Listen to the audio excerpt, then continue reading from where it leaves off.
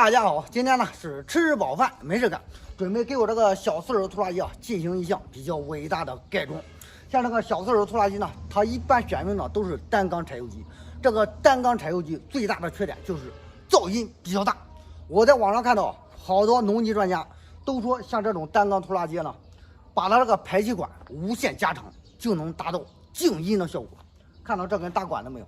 今天呢，我准备把我这个拖拉机呢，咱把它这个排气管加长加高4米，看一下声音是什么样的，直接改装。本身我这个拖拉机上的排气管，大家看一下，只有这么长，差不多有30公分左右。它这个排气管里面也不知道有什么玩意儿，一点消音效果也没有。咱今天听专家的，无限加长4米。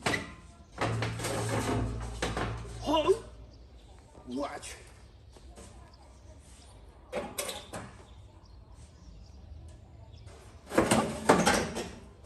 你还别说，往上一装啊，是刚刚好，把原装的这个排气管呢，给它装的是严丝合缝的。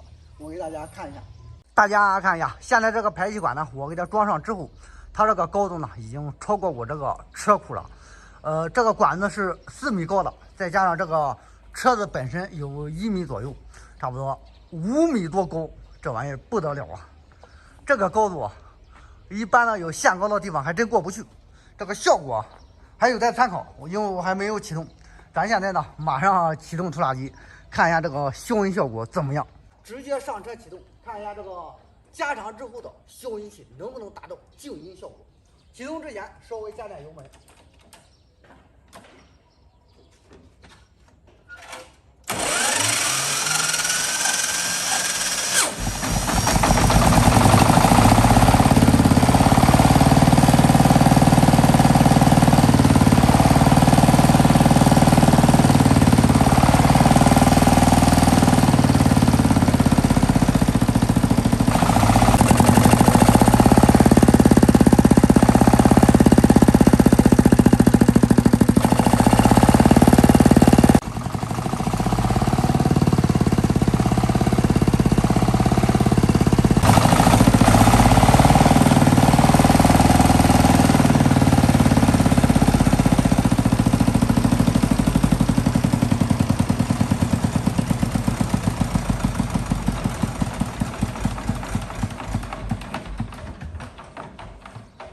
经过刚刚的测试啊，我也猛加了几次油门，我发现这个效果呢，确实是，不怎么理想。因为呢，这个烟啊，它直接从下面排出来了，上面呢是一点烟也没有，可能是我这个改装方法不对。